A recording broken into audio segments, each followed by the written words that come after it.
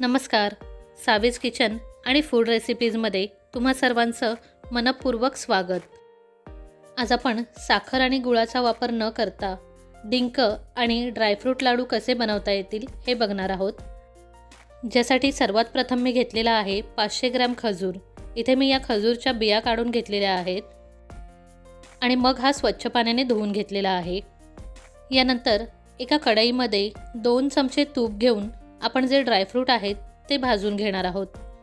सर्वात प्रथम मी घेणार आहे 100 ग्रॅम बदाम, 100 ग्रॅम काजू, 50 ग्रॅम पिस्ता, 50 ग्रॅम अक्रोड, 50 ग्रॅम ग्रीन मनुके आणि 50 ग्रॅम काळे मनुके, त्याचबरोबर 50 ग्रॅम जर्दाळू. इथे तुम्ही तुमच्या आवडीचे कोणतेही ड्रायफ्रूट ॲड करू शकता. आता हे सर्व ड्रायफ्रूट आपण या तुपामध्ये एक 5 ते 7 मिनटासाठी चांगले भाजून घेणार आहोत. आपल्याला इथे हे जे ड्रायफ्रूट आहेत हे करपू द्यायचे नाही आहेत, मात्र चांगले कुरकुरीत होईपर्यंत आपल्याला हे भाजून घ्यायचे आहेत. आपले हे ड्रायफ्रूट 5 ते 7 मिनटासाठी चांगले भाजून झाल्यानंतर आपण हे एका प्लेटमध्ये काढून घेणार आहोत.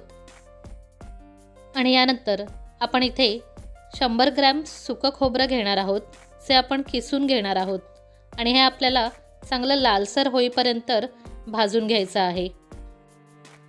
हे सर्व पदार्थ भाजत असताना आपल्याला जी गॅसची फ्लेम आहे ती लो ठेवायची आहे, जेणेकरून आपला कोणताही पदार्थ करपणार नाही. हे भाजलेलं खोबरंसुद्धा आपण या ड्रायफ्रूटमध्ये मिक्स करून घेतलं आहे. यानंतर 50 ग्रॅम खसखस आपण इथे घेऊन ही सुद्धा या कढईमधून चांगली खरपूस अशी भाजून घेणार आहोत.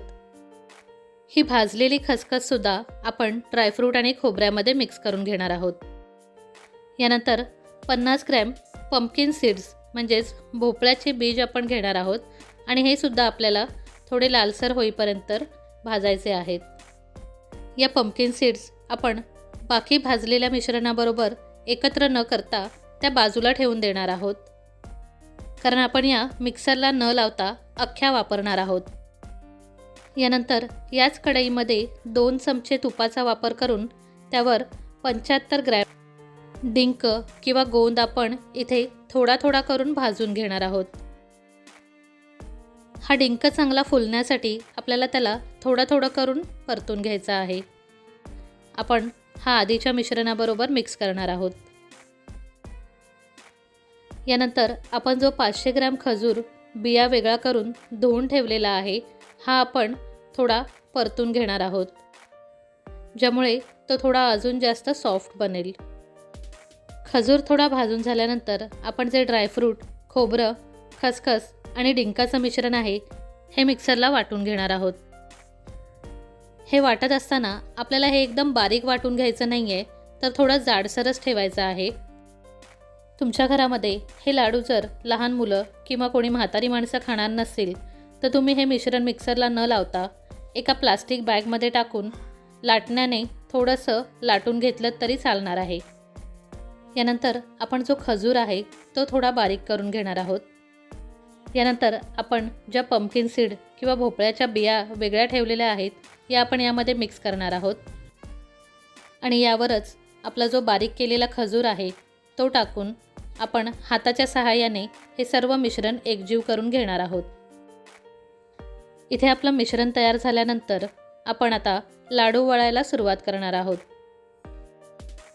आपण सर्व पदार्थ तुपामध्ये भाजून घेतलेले असल्यामुळे, तसंच याच्यामध्ये आपण खजूर मिक्स केलेला असल्यामुळे इथे हे लाडू वळत असताना आपल्याला हाताला तूप किंवा तेल लावण्याची गरज भासत नाही आणि अगदी कसल्याही प्रकारचा त्रास न होता अगदी सोप्या पद्धतीने हे लाडू वळले जातात. अशाच पद्धतीने आपण हे सर्व लाडू बनवून घेणार आहोत. असे हे आपले हिवाळा special immunity booster high protein without sugar डिंक आणि ड्रायफ्रूट लाडू बनून तयार झालेले आहेत. मार्केटच्या लाडूंपेक्षाही अतिशय उत्तम, कमी खर्चात, कमी वेळात असे हे आपले लाडू बनून तयार झालेले आहेत. तुम्हीसुद्धा तुमच्या घरी ही रेसिपी नक्की ट्राय करा आणि मला कमेंट करून ही रेसिपी तुम्हाला कशी वाटली हे नक्की कळवा.